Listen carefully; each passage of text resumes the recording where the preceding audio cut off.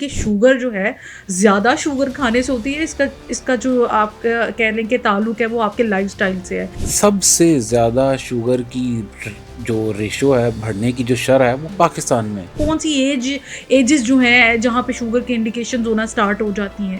دیکھیں کسی بھی ایج میں ہو سکتی ہے، ایج کوئی کرائٹیریا نہیں ہے۔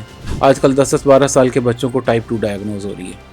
ڈائٹ اس کا 70% کمپوننٹ ہے، کا اتنا جرم نہیں ہے جتنا جرم ہے سمپل اینڈ ریفائن کاربوہائیڈریٹس کا۔ یہ کس بلا کا نام کے اندر، چاول کے اندر، اور جو ہم فریش جوس پیتے ہیں ان کے اندر ہوتے ہیں۔ یہ میرا خیال ہے اس چیز کے اوپر بڑی احتیاط کرنی چاہیے۔ اس راجیہ یہاں پہ میں ایک بات بتانا چاہوں، پاکستان پوری دنیا میں پریولنس میں یعنی کہ شوگر کے نئے ڈائگنوز ہونے والے کیسز میں نمبر 1 پہ ہے پوری دنیا میں۔ یعنی کہ سب سے زیادہ شوگر کی جو ریشو ہے بڑھنے کی جو شرح ہے وہ پاکستان میں ہے۔ کیا ایسا کیا پاکستانیوں نے کہ یہاں پہ شوگر ہی شوگر ہو گئی؟ اس کی ریزن یہ ہے کہ کچھ تو ہماری عادتیں ٹھیک نہیں ہیں، کچھ لوگ بیچارے ایجوکیٹڈ بھی نہیں ہیں، اور ہم نے الحمدللہ یہ آپ نے بڑا اچھا پروگرام کیا کہ پراپرلی لوگ ایجوکیٹ تو ہوں، آگاہ تو ہوں، ان کو پتہ چلے۔ اگر لوگوں کو آپ بتا دیں تو لوگ 100% پرہیز کرنے کو تیار ہیں۔ یہ نہیں ہے، صرف ان بیچاروں کو پتہ نہیں ہے۔ Lack of education, lack of awareness, یہ اصل میں اس ٹائم پہ پرابلم ہے۔ اچھا، ابھی آپ یہ بتا رہے ہیں کہ شوگر بہت زیادہ ہو گئی ہے، پاکستان کی رینکنگ بھی اس پہ نمبر 1 پہ آ رہی ہے۔ میرا ایک بڑا معصومانہ سا سوال ہے، میں یہ جاننا چاہوں گی کہ شوگر جو ہے زیادہ شوگر کھانے سے ہوتی ہے، اس کا جو آپ کہہ لیں کہ تعلق ہے وہ آپ کے لائف سٹائل سے ہے۔ کیوں ہو جاتی ہے شوگر؟ کب ہوتی ہے انڈیکیشنز؟ کون سی ایجز جو ہیں جہاں پہ شوگر کے انڈیکیشنز ہونا سٹارٹ ہو جاتی ہیں؟ اس کے اندر ہی نا آپ نے نا 3-4 کوشچنز کر دی ہیں۔ میں آپ کو اس کا مختصر سا آنسر کرتا ہوں۔ دیکھیں کسی بھی ایج میں ہو سکتی ہے، ایج کوئی کرائٹیریا نہیں ہے۔ جب آپ نے اپنے جسم کو ایک برے لائف سٹائل پہ ڈالا تو آپ کا جسم بیماریوں میں گھر جائے گا۔ تو ایج کچھ نہیں۔ بچوں کو بھی آج کل 10-12 سال کے بچوں کو ٹائپ 2 ڈائگنوز ہو رہی ہے، تو ایج تو آپ نکال دیں۔ دوسرے نمبر پہ کہ یہ لائف سٹائل ہے یا غذا کی وجہ سے ہے، تو دیکھیں غذا کے اندر جب لائف سٹائل ہے نا، لائف سٹائل کے اندر ہی 3 چیزیں آ جاتی ہیں: ڈائٹ، واک، ایکسرسائز۔ ٹھیک ہے، اب جب ڈائٹ اس کا 70% کمپوننٹ ہے، جب آپ اس کمپوننٹ کو ایڈریس کرتے ہیں تو چیزیں آپ کی آٹومیٹیکلی ٹھیک ہونا شروع ہو جاتی ہیں۔ تو آپ نے ڈائٹ کو ٹھیک کرنا ہے، واک ورزش کو کرنا ہے، اپنے لائف سٹائل میں سونے اٹھنے بیٹھنے جاگنے کی روٹین کو میک شور کرنا ہے۔ رات کی نیند بہت اہم رول پلے کرتی ہے، روزانہ آدھا پونا گھنٹہ واک بہت اہم رول پلے کرتی ہے۔ ڈائٹ میں سے چینی صرف ایک چیز ہے، چینی کا اتنا جرم نہیں ہے جتنا جرم ہے سمپل اینڈ ریفائن کاربوہائیڈریٹس کا۔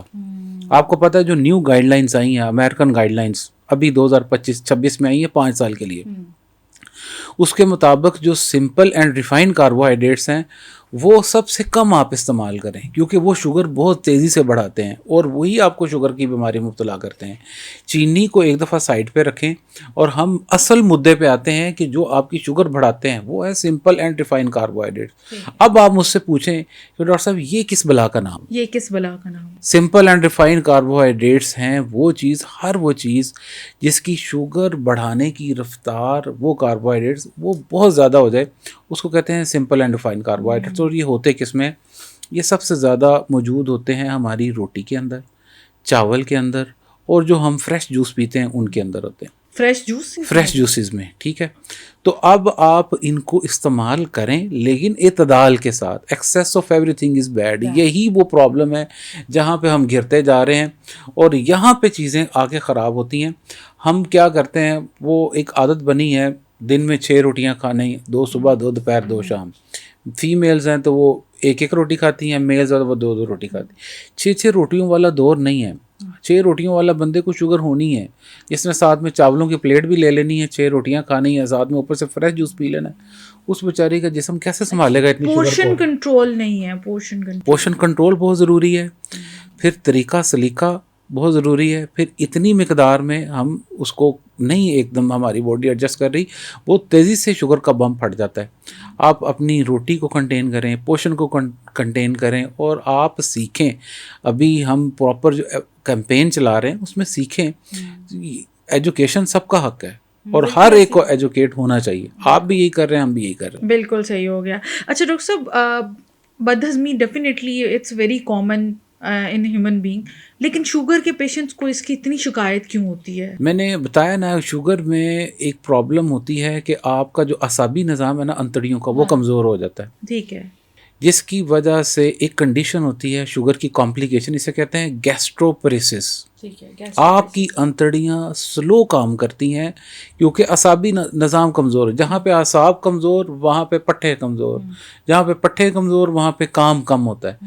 کم کام کرنے کی وجہ سے انتڑیاں ہلکا ہلکا تھوڑا تھوڑا کام کرتی ہیں, جس کی وجہ سے ہاضمہ متاثر ہوتا ہے. آپ نے یوں کھایا, یوں انتڑیوں کو چاہیے اس کو کرش کر کے ہضم کر کے اس کو ٹکانے لگا دیں, لیکن جب آپ کا اندر انتڑیوں کا نظام ہی سلو ہو گیا ہوا ہے تو پھر بدہضمی تو ہونی.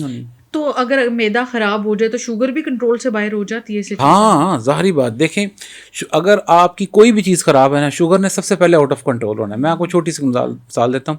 کسی کی آنکھیں خراب ہے نا, اس کی شوگر ساتھ ہی خراب ہو جائے گی. کسی کو نزلہ زکام ہو گیا, اس کو شوگر اس کی پہلے خراب ہوگی. کسی کا گلا خراب, کھانسی بلغم آ رہی ہے, شوگر ساتھ ہی خراب ہو جائے گی. کسی کا معدہ خراب ہے, ہاضمہ بدہضمی گیس افار ہے, شوگر خراب ہو جائے گی. ہر چیز کے خرابی کے ساتھ شوگر پہلے خراب, شوگر پہلے اس کے شوگر نے خراب ہونا ہی ہونا ہے. آپ نے اپنے امیونٹی, کیونکہ یہ آپ کی قوت مدافعت کو ختم کرتی ہے نا. آپ کی جب قوت مدافعت ڈیڈ ہو جاتی ہے تو اس کے بعد کیا آپشن بچتی ہے؟ کوئی آپشن نہیں بچتی. اس کو کنٹرول کرنے کے علاوہ اور کوئی آپشن نہیں ہے. تو اس کو کیسے کنٹرول کیا جائے؟ اس کو کنٹرول کرنا ہے لائف سٹائل ٹھیک کر کے. 3 کمپوننٹس ہیں. سب سے پہلے ڈائٹ, جیسے کہ ہم نے ابھی بات کی ہے, اس میں سمپل اینڈ ڈیفائن کاربوہائیڈریٹس اپنے کنٹین کریں, پورشن کنٹرول کریں. دوسرے نمبر پہ آپ کی آتی ہے آدھا پونا گھنٹہ واک ضرور کریں. تیسرے نمبر پہ ورزش, کوئی جم شروع کریں. آپ نے کبھی دیکھا ہے مس راجیہ, ہمارے پارکس ویران پڑے ہوتے ہیں اور ہمارے میڈیکل سٹور بھرے ہوتے ہیں. میڈیکل سٹور جتنا رش ہی پارک کے اندر ہو جائے نا تو شاید ہم ہیلدی ہونا شروع ہو جائیں. میڈیکل سٹور, میں آپ کو بڑی حیرانی کی آنکھیں کھولنے والی بات بتانے لگا ہوں. پارک 8 بجے رات کو بند ہو جاتے ہیں, میڈیکل سٹور 24 گھنٹے کھلتے ہیں. اٹس ویری ٹریجک سین. مطلب میں اکثر دیکھتی ہوں کافی یہاں پہ, اور آپ یقین کریں کہ اس سے پہلے بھی ہم نے جتنے بھی پوڈ کاسٹ کیے تو جو بھی ڈاکٹر حضرات ہمارے پوڈ کاسٹ میں شرکت کرتے ہیں وہ یہی گلا کرتے دکھائی دیتے ہیں کہ ہمارے آج میدان اور پارک جو ہیں وہ ویران ہو چکے ہیں, اور ایسی جگہیں جو آباد نہیں ہونی چاہیے تھی وہ آباد ہو رہی ہیں. تو it's all about the life style, کہ آپ کا لائف اسٹائل ہونا چاہیے.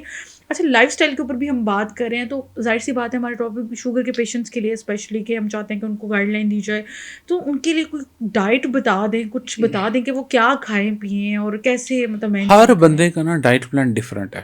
ٹھیک ہے, باڈی ٹو باڈی ویری کرتا ہے. ایسا نہیں ہے کہ میں ابھی آپ کو ایک ڈائٹ پلان دوں اور وہ تھرو آؤٹ سارے پاکستانیوں کو یا جتنے بھی انسان ہیں سب کو فائدہ دے گا. ہر باڈی ڈفرینٹ بنی ہے, اس کی جو ریکوائرمنٹ ہے وہ ڈفرینٹ ہے.